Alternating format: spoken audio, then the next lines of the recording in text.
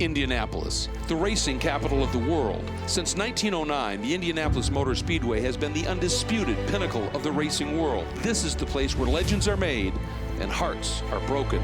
This is the one race everyone wants to win. For the first time in its 54-year history, the SCCA National Championship Runoffs travels to Indianapolis. With nearly 1,000 entries in 28 different classes, the Runoffs is the biggest auto race in the world. It features the best amateur drivers in the country vying for the title of national champion.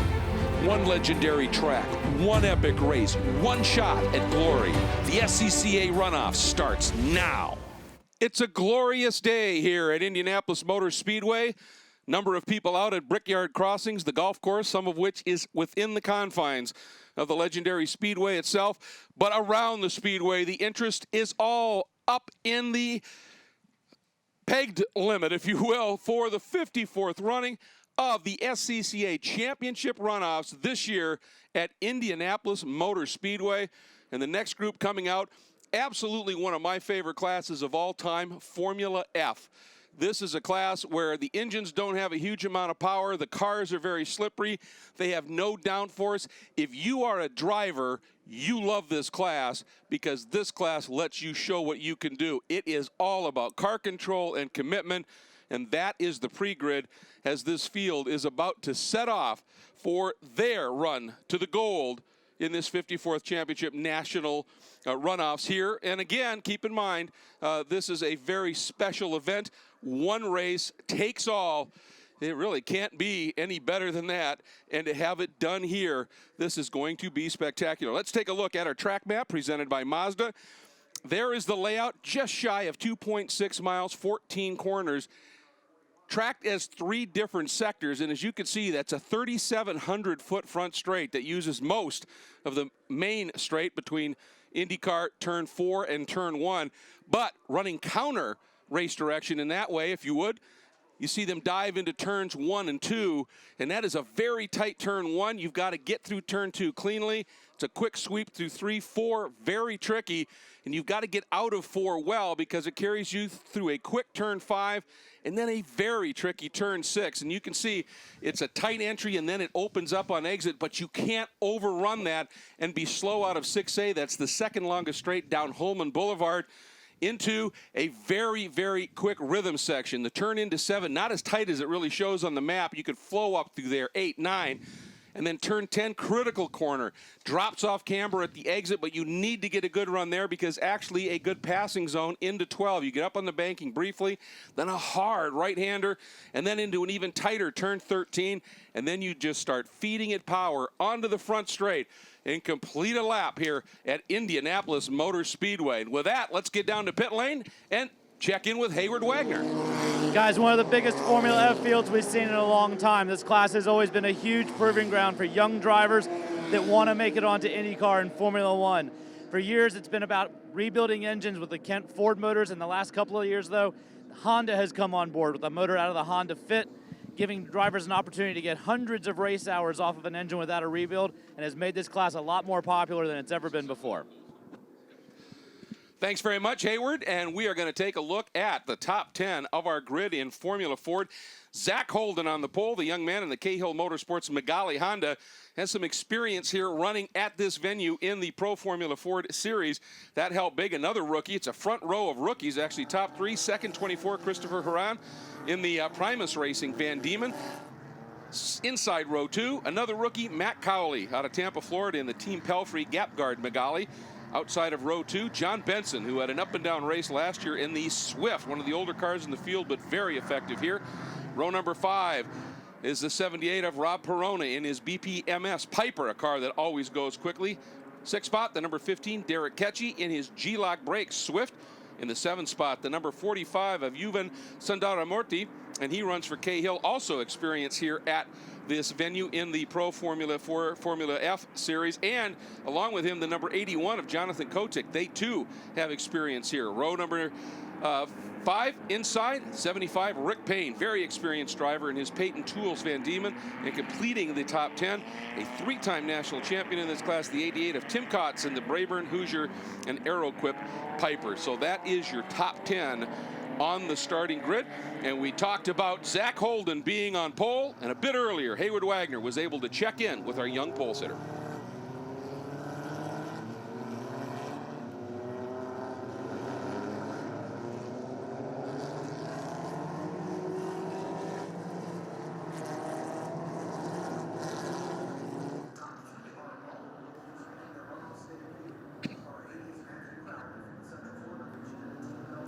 All right, thanks very much, Hayward. Appreciate that interview with Zach Holden. What a young man, what a future. We're going to step away very quickly. We will be right back for green flag here for Formula F. It's going to be a great run to the gold at Indianapolis Motor Speedway.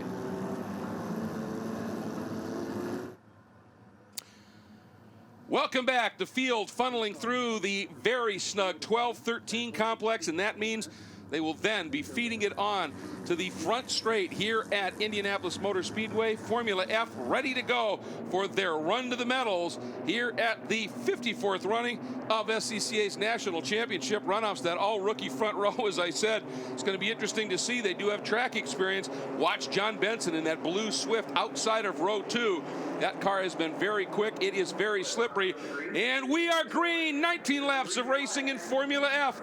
That is commencing here at Indianapolis. And you can see right away Zach Holden down and protecting. And look at the field fan out, Jeff Lepper. Everybody trying to make up positions early. Yeah, you see Oren going to the outside there. He's going to be on a big run from all the way back there. That's Derek Kitchie trying to go way wide in that Swift chassis. One of those great racing Formula F chassis through the years. But Zach Holden back to third through turn number 1. Yep, just swallowed up here now. Here we go. This is that real tricky turn number 4. Everybody's got to get through this clean. Everybody so far, you know, it was aggressive, Jeff, but it was clean. And with these open wheel cars, you've got to be very careful. Very skinny tire on these cars as well. You see there's no Exactly. arrow, there's no wings on the front or the rear.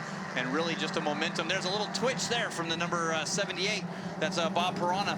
And Pirana's just there trying to get the grip and get these Hoosier tires up to temperature. Boy, what an escape up front. I think that's the 80 at Crowley. Has really put together a great opening half a lap and has indeed opened that margin up. And the number 75, that was Rick Payne. I said he was very experienced. He didn't get the qualifying, wanted back in 9th. He has worked his way all the way up into 2nd. Boy, talk about opportunistic. Yeah, really working his way up. That was that great start that he got, and you saw him go around 3 cars on the outside of turn number 1, and it's one of those, you don't know where you want to be. Do you want to be on the inside, or do you want to be on the outside of turn number 1? And it shows in Formula F, the choice was the outside. The interesting thing, Holden had a nice margin, almost a 2nd over the rest of the field. Now, though, and he's gotten around. He has now made the pass and moved around Payne. So now the question is, can this young man set sail and catch a quickly disappearing Cowley? I think the draft is going to play a big importance in these cars, so he's going to really not want to pull too far unless he has enough horsepower to go. As they're going 3 wide down the straightaway here as Benson goes to the inside, and he looks like he traps Pirana there onto the middle. Well, remember Benson last year, if you watch the coverage from Mid-Ohio, had a great run going, worked his way up into medal contention, then got taken out in a multi-car incident. I think he's got some business to settle here in Formula F, and that Swift works really well, especially when it can get behind one of these cars and draft. But look at this, Holden, he's waiting for nobody. He's broken clear of this battle for 3rd now, led by Payne. He's going after him. Well, that DB3 Swift that you talk about at Benson's car, you'll see the driver sitting so far forward over that, and they really started not allowing that anymore on the Raider chassis because of the car accidents with people walking around with limps where it crushed their feet. Looks like a problem there in the back with traffic. Looks that big old long line of Formula F's all down the straightaway. Yeah, somebody lost some momentum and pulled out of the way. Benson, a big dive down. That's on the 78 of Bob Pirana, who started in the 5th spot. So Benson back up where he feels he should have been. He did slip just a little bit. Oh, Pirana just dives down. Benson got forced completely offline, and he may have broken. Something is wrong with Benson Swift in the early going. He is crawling. What a shame. Oh, doing a great job up there, trying to top 5 fighting for that podium, and looks like you said, Greg, I don't know if he drove off course and broke something, or if he already knew that it was broken, was to the inside, trying to stay out of everyone's way. Now, meanwhile, up front, Cowley easing away bringing Holden with him, and then Payne and Perona right now. These two cars, the yellow and black entry of Payne, again up from 9th on the grid. That's the Van Diemen, and then going right with him is Perona. They are side by side. Now Perona has to duck back in because he was going to lose his run here. Now he pops out again in that Piper, trying to do something down into turn 1. He's cleared him. Does he get it woe down? He does. Nice move. And he's able to hang on to it at the exit of 1, get it through 2. Yeah, Perona made that pass stick, and if there was a best move of the race award, that timed that one to perfection down there in turn number 1. Great run to get into that 3rd place.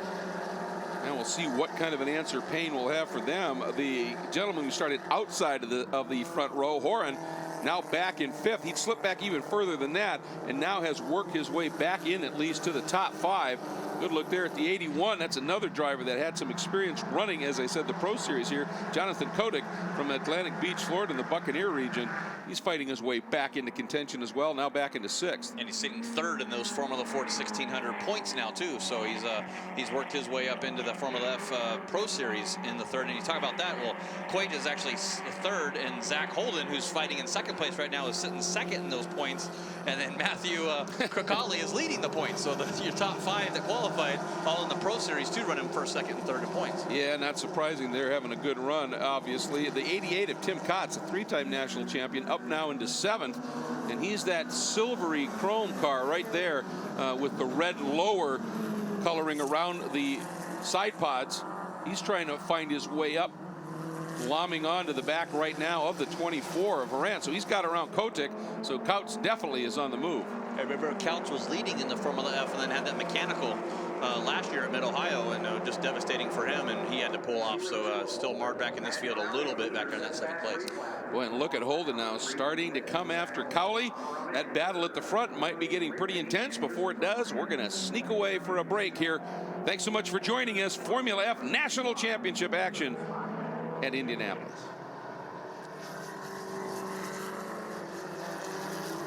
All right, folks, while we are in break for our CBS Sports Network coverage, again, this is one of foul and a big move there and a big save. I think that was the 24 of Horan.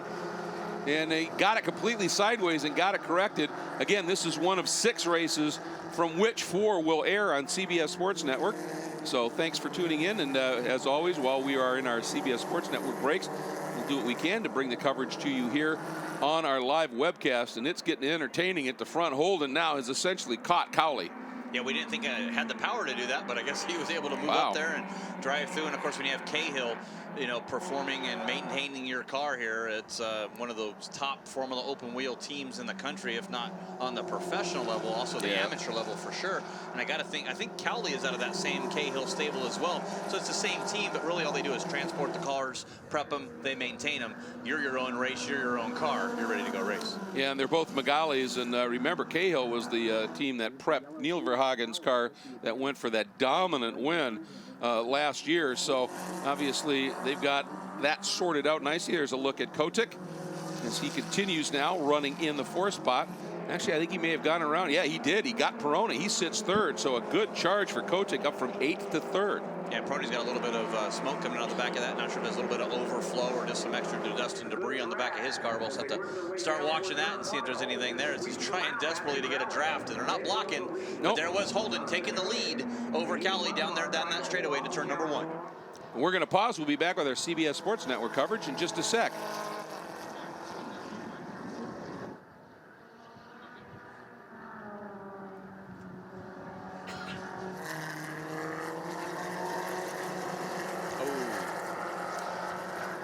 Welcome back to Indianapolis, as we have had a couple of developments here in our race to the gold in Formula F in the 54th running of the SCCA National Championship Runoffs. A big incident. That is the number 15, and that is one of the Swifts in the field, and it was a big hit. You can see the damage to the side of Derek Ketchy's G-Lock Swift DB1, and he is absolutely dead stick middle of the track.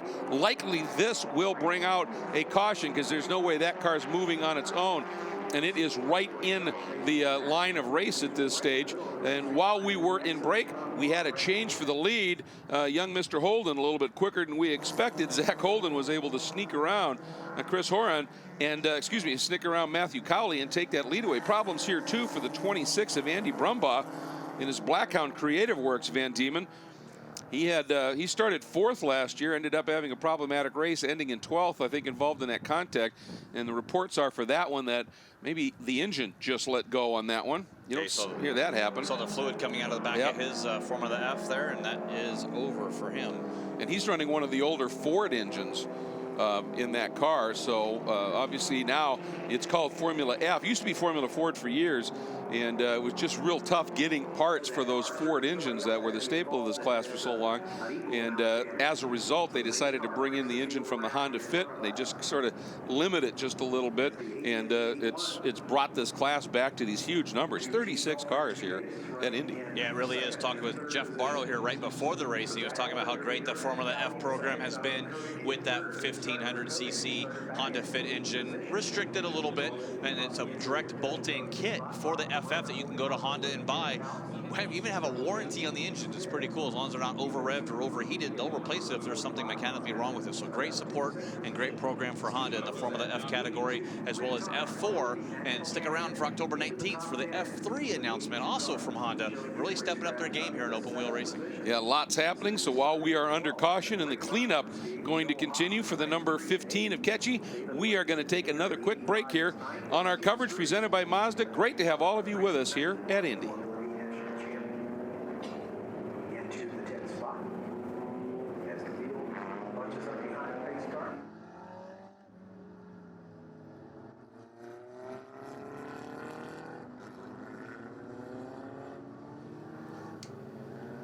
While we're in break again for our CBS Sports Network potential coverage, again, this is one of the races being considered.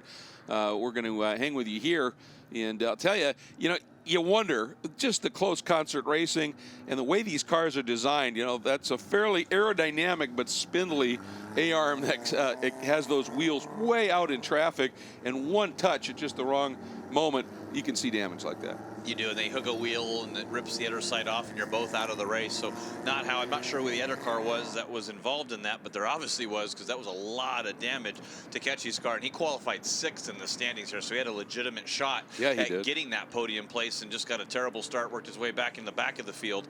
And like I said, we don't have a number for the other car that was involved in that, but we are all clear for medical-wise, at least for the drivers. You saw Ketchy get out of that car under his own power, so that was the best part. And of course, Andy Brumbaugh with that engine failure, he has pulled off behind the wall in that his Van Diemen number 26. Boy, it's interesting to see the different approaches here. Holden really aggressively scrubbing those tires to get them clean. Not so much to build heat. It certainly helps a little bit, but more and he had to run offline, obviously, to get around that disabled car of Ketchy. So trying to clean the tires off, get the debris that can build up on those tires off. Cowley behind him doing very little of it.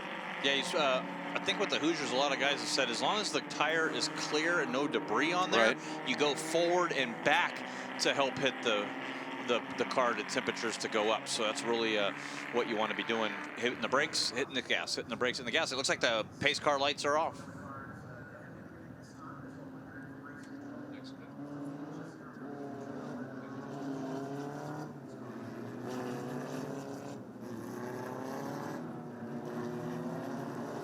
Lights are out on the pace car. It makes its way into the staging area. We are going back to green here in our race to the gold in Formula F at the 54th running of SCCA's National Championship Runoffs. Pole sitter Zach Holden able to work his way back into the lead right before the caution happened.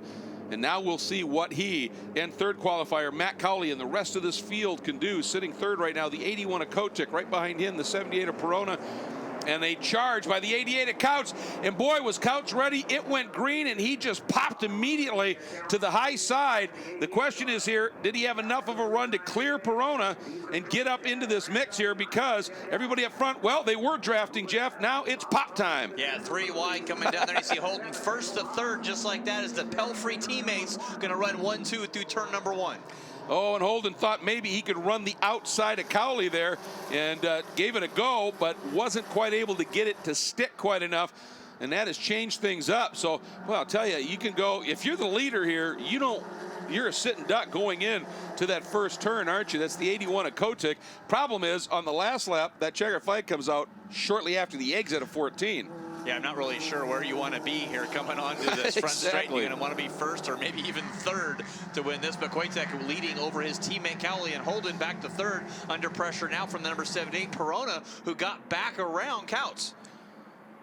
Wow, that was a great rebound move, and Couts actually has slipped back another spot. I think he got trapped because now he sits back in the 6th spot, so I think Sandoro Morti may, and the number 45, have been one of the guys to sneak past him. Yeah, he sure did. I'm not sure what happened there because he got a great start, was moving into that 4th place, so probably got little hung out there or possibly loose in that section, turn 1, turn 2, and in through 3, 4, and 5. Well, if he was on the high line heading into 1 and got trapped, oops, and another off here. This is the number 93. That's Joel Haas in the Parametric Solutions Piper. Joel running out of Jupiter, Florida, and he's had some contact. I don't know if it was with that wall or whether that's just where he ended up stopped.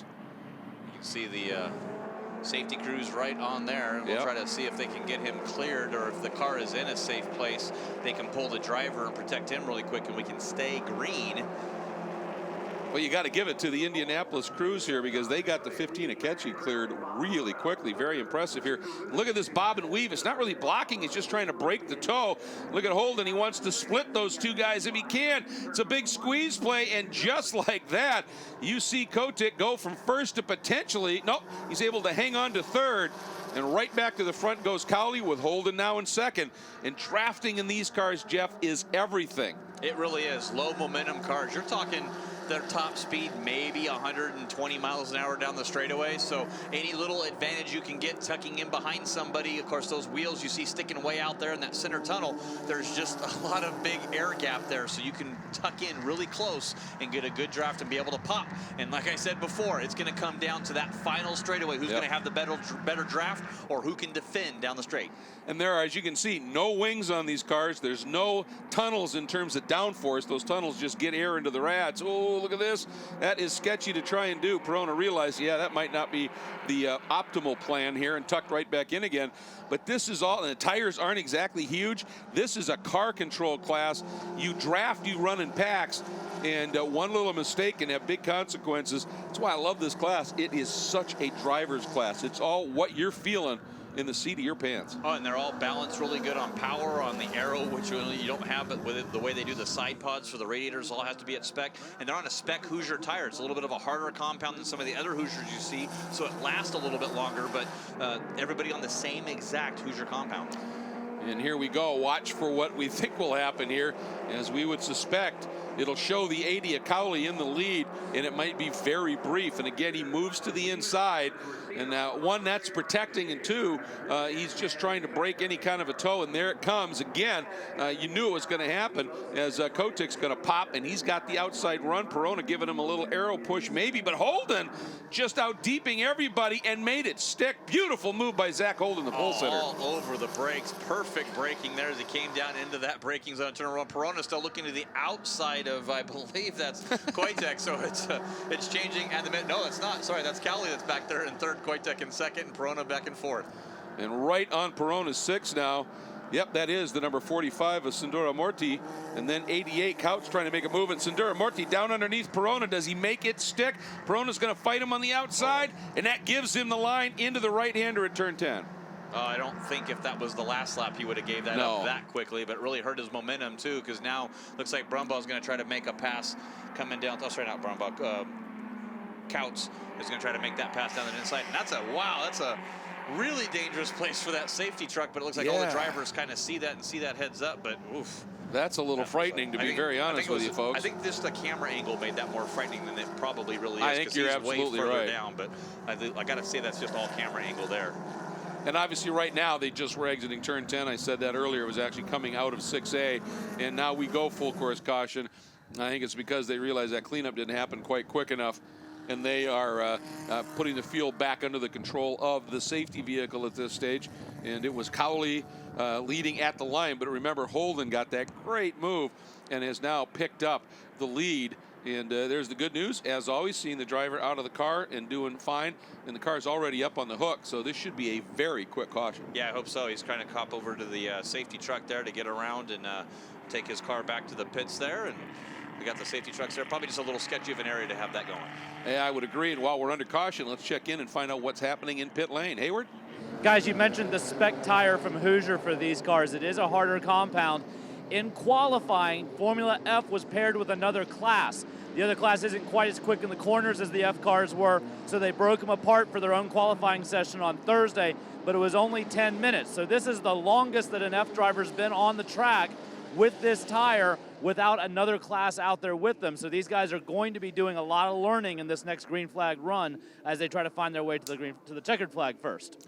I think that's a very good point that he makes, Jeff. Obviously, when you don't get long runs and then you got to go out and lay down 19 laps in these kind of cars, you don't really know what you're going to have in the last few minutes of the race. No, you don't. It's one of those that you're going to be really managing your tires. A lot of these guys have tested before this, I'm sure, especially the front runners, knowing how hard they can push this Hoosier tire, especially here at the National Championship race. Well, and how's that all going to play out? We will find out when we come back to Indianapolis Motor Speedway for the SCCA National Championship runoffs in Formula F.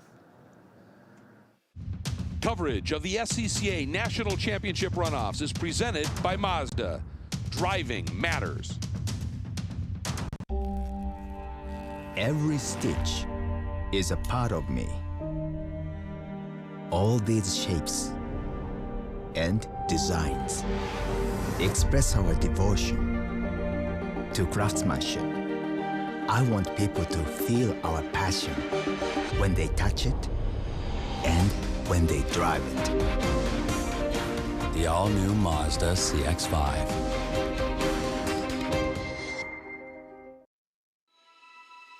Can you feel something without touching it? See something with your eyes closed. When everything is designed around you, the driver, you can.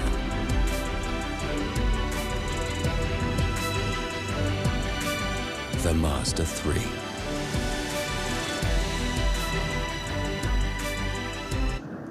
Currently under a yellow flag for the second time here in our run to the gold in Formula F, but we anticipate going green next time by start finish. And in fact, the pace car has made its way off track, so we're anticipating it. Again, Holden leading in that white 02, then the 81 yellow machine of Koitek, then the 80 of Cowley. And again, Cowley qualifying in the third spot, Holden your Paul. Boy, did he go early. Holden wanted nothing to do with a run down into turn number 1 with everybody on him, and he just hit the throttle coming out of 13, and that's a big margin. I sure hope there was a green flag out, because if the green flag wasn't there, in club racing rules, you are not allowed to leave till you see the green flag. Pro racing rules, once the pace car goes in and you enter an acceleration zone, you can go. So we're going to have to take a quick look at that. I think obviously Team Pelfrey, the 2 cars behind him, will definitely be looking at that as well. Yeah, I would think so. And as we've talked about, he's run the Pro Series and did well here in their stop at this venue. And maybe he just went into pro mindset on that restart, forgot, yeah, this is a SCCA club race, a little bit different rules. But notice that Koitek right now is absolutely not letting him get away. And that means if he can stay close when they come out of 14 at the end of this lap, he might be able to have that run. And I think you're right. I think it's going to be going into when the white flag comes out. You don't want to be in the lead to the white flag, because you probably won't be heading into 1, and that may be it. Yeah, once you go into 1, if you can get that gap, I don't think there's enough time coming out of 14 to get the draft, to get around somebody before the line. So that pass into turn number 1, if you can protect if you're in the lead, or if you're that second or third place guy and you can get a good draft. So that final lap down here to turn 4, we're going to see in 9 laps from now.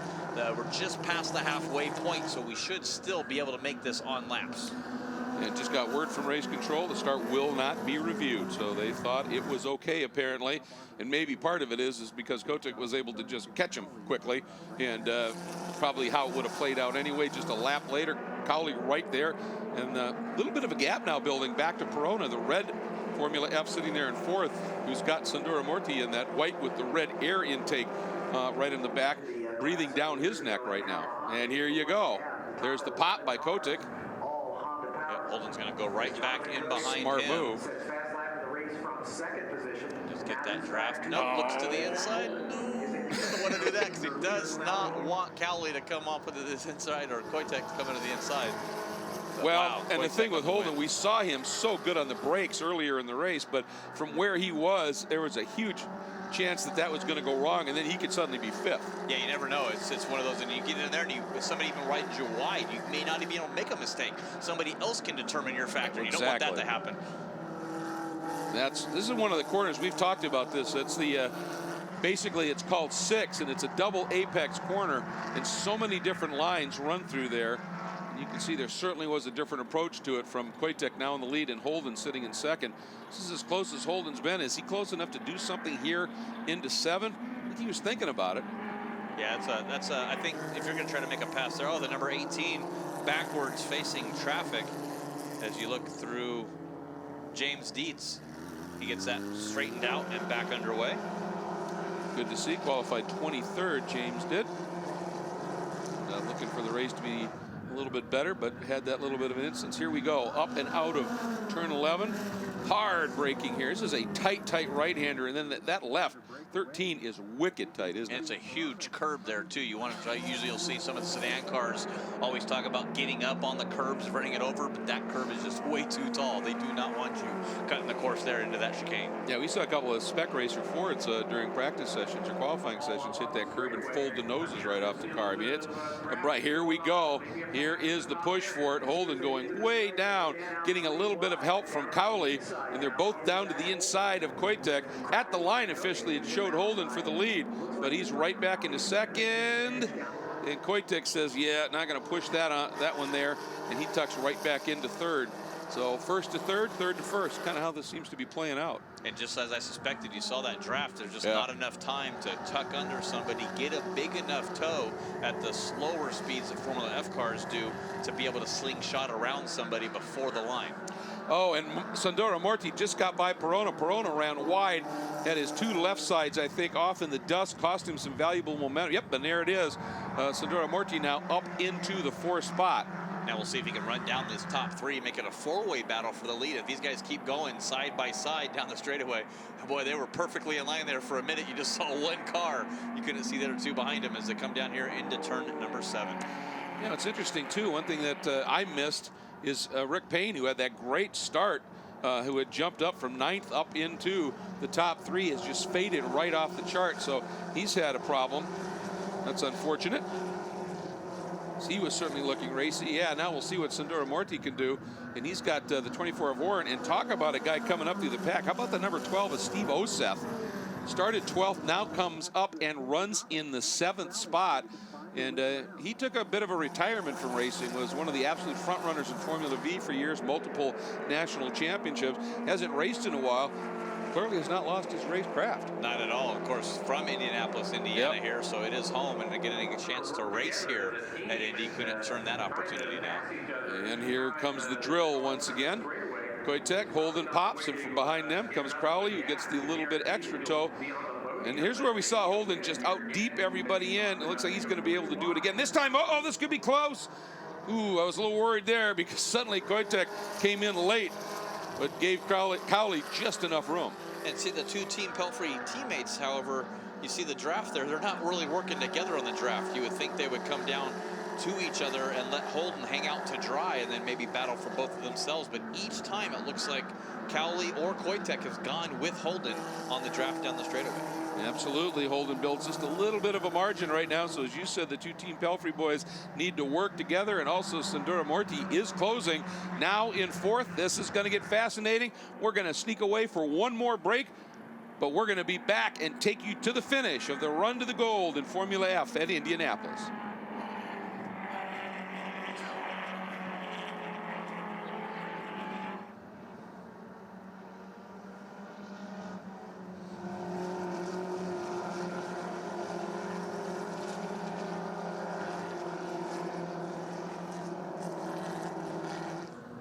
Welcome back, everybody. That is your top 3. And right now, Holden has been able to find a little bit of speed.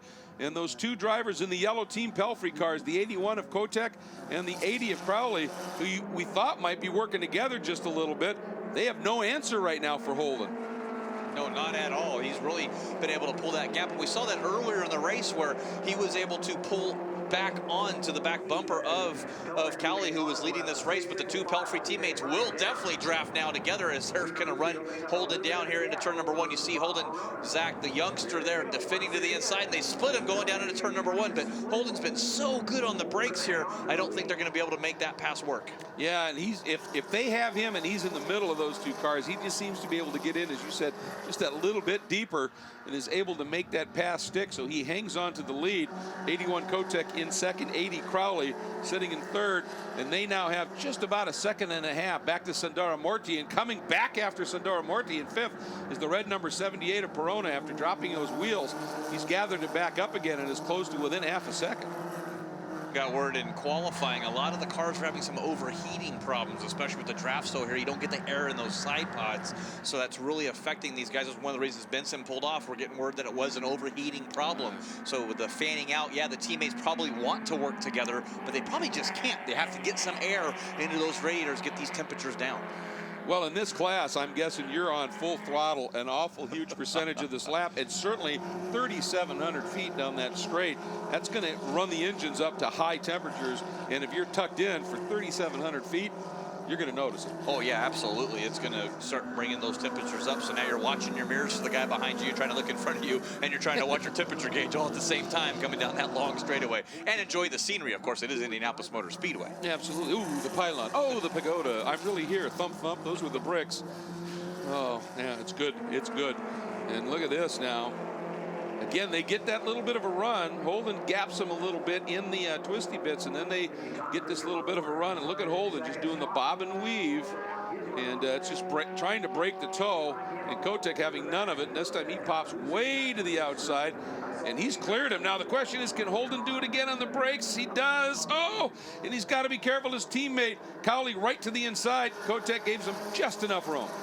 Yeah, and it's going to be amazing to see if he had a spotter up there in the grandstand or not, because I thought he was clear, and if the spotter could have said, hey, look, you're clear, he could have stopped in and chopped off Holden going down to turn 1 as Mark Keller takes a spin down there. It looks like that's in the turn number 1 area. See if we got a replay of it here as he, just got back to the gas, and he hit that bump that I talked about earlier, that little transition. You have to be very neutral and neutral throttle through there, or else you get a little bit too much power and you just spin right to the inside. Watch what Keller happened there. Just rebounded away from him. You know, you almost get the feeling that these last few laps, chasing Holden, going down into turn 1, they're exploring. Everybody's exploring. What do I need to do heading in there after the white flag to make sure I lead coming out of turn 1?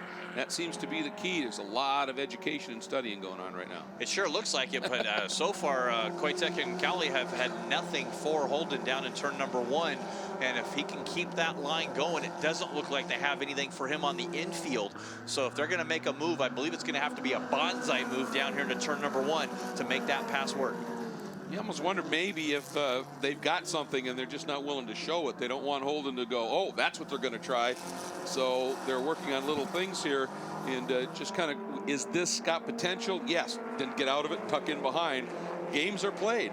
We're going to find out in 3 laps right now as they cross the line. Well, those questions will be answered as they come down across the stripe here. You see tucked in right behind Holden here. And if he can get a good enough draft and clear him, he can come right back in front. As he does, Holden actually tucks back in the inside, trying to get a little bit of a draft to go back in the braking zone. He doesn't make it, but look out, Cowley. Ooh.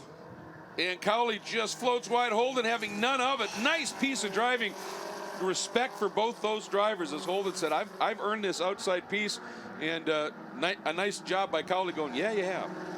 Yeah, and then Sandamorthi was actually the fastest car that previous lap, and you can see he's starting to reel these guys in back there in 4th. Another one that's a teammate to Holden there. So we got Cahill Racing versus Team Pelfrey Racing here in the top 4 right now. Well, and as these guys are doing all the cut and thrust down to turn 1, obviously Sandora Morti just keeps his head buried and does it here. He's opened up 2 seconds back to Perona. You can see the margin here. This is going to be fascinating because now they don't know what Sandora Morti's got. They do not. They haven't tested him at all. And you see Cowley's already defending against that final podium spot there. He starts defending it. It's going to make it a 2-way battle at the front with Kotek ahead of Holden. And that's what they want, isn't it? If you're running, you'd rather it be 2 of you fighting for it than 3. And Holden is not. He is so close up underneath Kotek right here. He absolutely is ready for the run. He's going to pop maybe early. Look at this move. Holden to the inside, and we haven't seen any other passes made for the lead besides down in turn number 1, and that's got to be a test. And maybe he's going to say, ooh, can I do that if I am back in this position, not able to battle for the lead? We'll see how that affects his momentum here with Koitek and Cowley here, first and second, or second and third right behind him. Well, it cost both of them when Holden made that move on Kotek, because you notice Cowley, as you said, had been defending in Sandora Morty. Oh, they're down to the wall in a defense mode here. Furious stuff. Sandora Morty benefiting from a 3-card draft. There was a bit of a block. There's no other way to refer to that. That was Kotek just popped right up in front and parked him. Yeah, full-on move in response right there for a block, but it's a national championship. You'll do whatever you can. Cowley to the lead.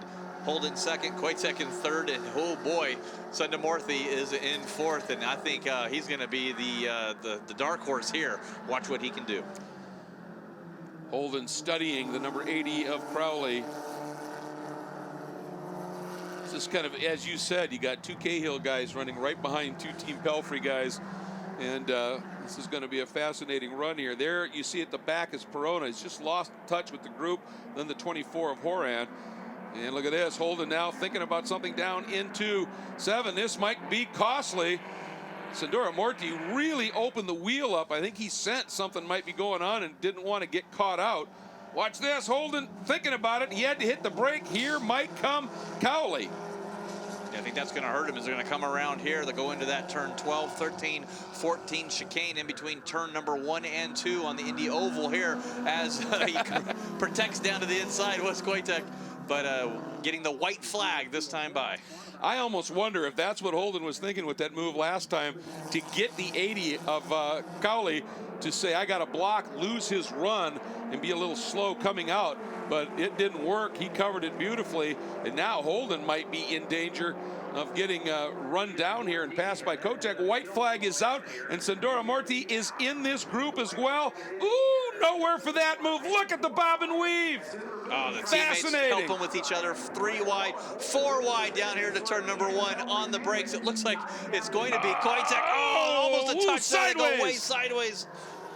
And look at this move. Cowley trying to get inside Holden for turn number 3 up into 4. If he can do that, that's going to be exactly what his teammate up front wants. He does it. And look at Sandora Morthy, has absolutely no problem going down the inside of Holden. Now slides back in behind. Oh, T. Pelfrey, 1 and 2. Number 80, Cowley into the lead. His teammate Koitek right behind him. Now Koitek's going to want to defend against Holden, and that might let Cowley just pull away. Holden knows he can make that pass down there in the turn number 12. He's got 2 more opportunities. Once right here into turn number 7 and once into turn number 12. And all of that side by side, double drafts, slingshot. Look what's happened with Perona. He's making this a 5-card battle. Look at this. Oh, and a sweet move around the outside by Holden. Can he make it work? He's got the inside.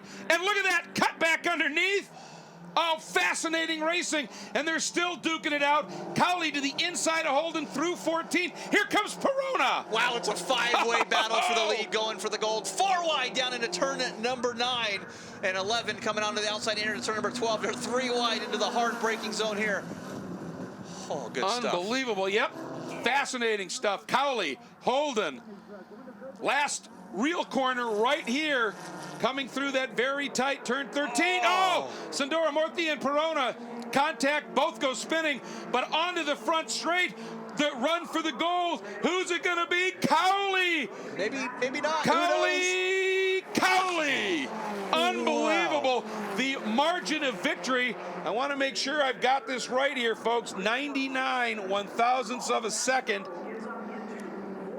At least that's what I see right here. We'll have to have, of course, timing and scoring. We'll update that officially. But wow, what a finish. Cowley over Holden, Kotek third. That's your medals.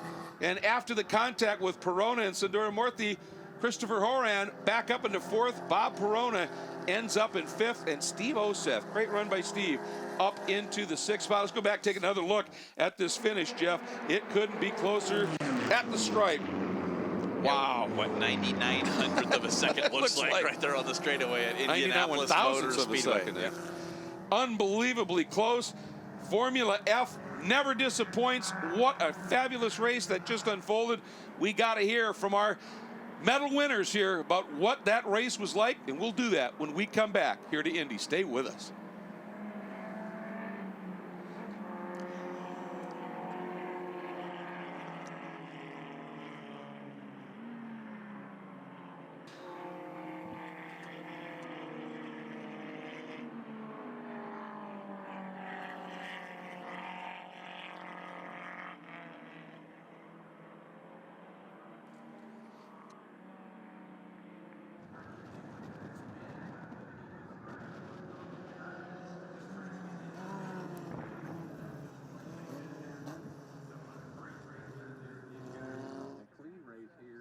At the very front of the field, which is great to see.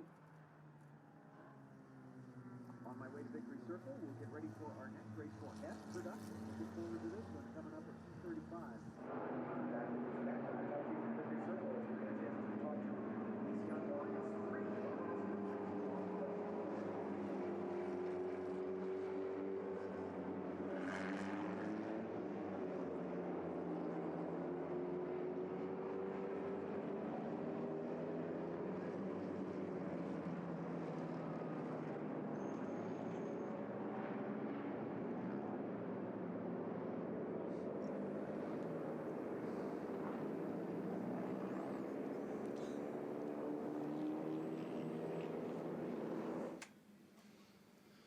Welcome back. Your winner is down into the official interview area, and you can see Hayward Wagner going, come on up here, bud, and bring it up to this spot here. Obviously, he's awfully excited, Cowley is, and he has every reason to be. He's a gold medal winner at the runoffs here in the 54th running of SCCA's National Championship runoffs, and at Indianapolis Motor Speedway to boot in an open-wheel car. Ooh, that's good stuff. It is, and especially in Formula F, that's paved the way for so many drivers in those open wheel ranks. To get that done at Indy, got to be a big smile on this driver's face. Yeah, for many years, this was the launching pad. If you did well here, you'd end up in Formula Atlantic, and if you did well there, you were either IndyCar or F1 bound. I mean, that was the ladder here, and obviously he's got all of the safety devices. Now he's able to free himself, sort of, kind of, from that from that helmet, and you see he's going to put on the Hoosier neck wrap. Obviously, these tires are everything for these drivers. And now I think it's time for us to get down to Hayward. Matthew Cowley, that was an incredible battle. Last couple of laps looked like whoever tried to grab it the hardest just couldn't hold on. You squeaked through and got a little gap. Yeah, I mean, I broke away at the start, and then Zach caught up, and then obviously the safety car. And then after that, I was sort of hanging around third for quite a while, struggling to get to the front because we seemed to be a bit down on power down the straights. And then once Zach and my teammate Jonathan started battling, allowed me to catch up, and then just fought really hard for it. Last couple of corners, there was a really good scrap down the back straight into those last turns. When did you feel like you took control and were able to handle the rest of it? The only time I feel like I really took control was when Jonathan and Zach started scrapping and dropped back from me, and that allowed me to just keep my head down in the last couple of corners and just make sure that I brought it across the line in first. Well, a tremendous drive for you, and congratulations on the national championship. Thanks a lot. Yeah, I mean, it means a lot to win and be here. And doing it as a rookie to boot, that's impressive stuff. In national competition, he had 3 podiums, just enough to get him qualified. And then he drove the race of his life. And interesting here, suddenly we're seeing Zach Holden showing much farther back in the order. I'm not sure what the story is there, so that shows now that Kotick would be second. So Team Pelfrey 1-2, and then Christopher Hernan, who qualified outside of the front row, ends up in third with Perona fourth and Steve Oseth up in a fifth. Yeah, top 5 for him. Zach Holden met in 6th. We'll have to check that one, but Burke in 7th, and Sendon Morthy in 8th, and Ray Rivard in 9th, and Brandon Lavender in 10th. And now we get a clarification. It is Holden in second and Kotick third. It was just a little glitch in the scoring. Now let's get back down to Hayward. Wearing the silver medal wasn't the one you wanted most, but that looked like a lot of fun. No, of course not. You always want first place, but it was a very good race. I'm very happy with how it went. Everyone was pretty clean out there. I think I left some under braking in the turn 7. I could have got them, but just can't get them all every time. But I'm definitely happy with the second place at the runoffs. Most of this race, it was you and a couple of teammates battling. Did you feel like they were ganging up on you? No, not really. I mean, it's just we do this every weekend. We race with them. It's close racing, and just wish it should have turned out for us instead. Well, congratulations on a second place podium finish here at the runoffs. Thank you.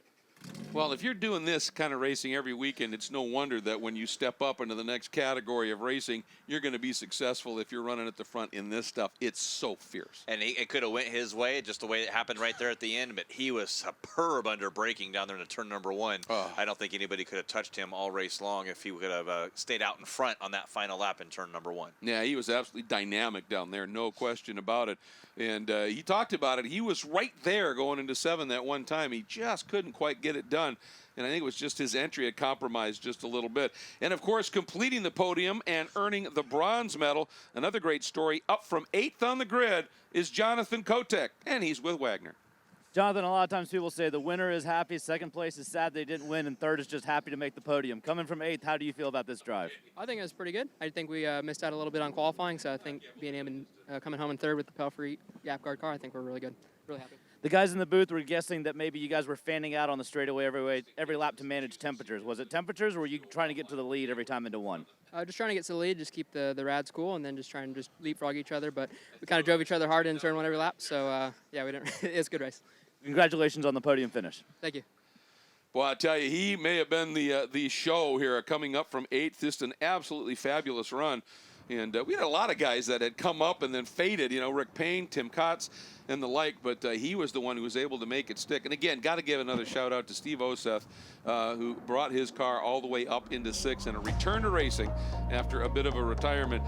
It was an absolutely fabulous race, Jeff. It was. You see the action we saw down there in turn number 1, all the open wheel cars getting through there cleanly. It wasn't until the next corner that there was a problem, but all race long, you can see them drafting down the straightaway, inside, outside, the moves we saw, and probably one of the most exciting last laps we've seen so far, I know for sure, here at Indianapolis Motor Speedway for this Runoffs, but if not any.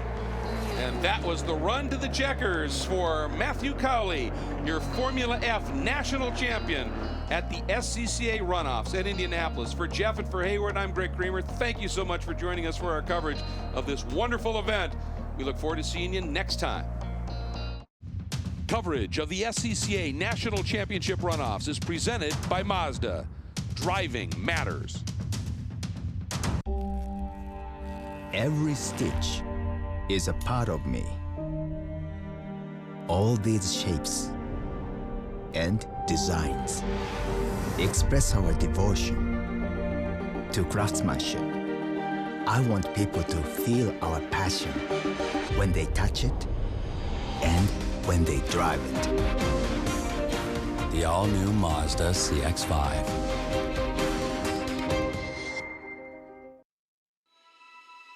Can you feel something without touching it? See something with your eyes closed. When everything is designed around you, the driver, you can.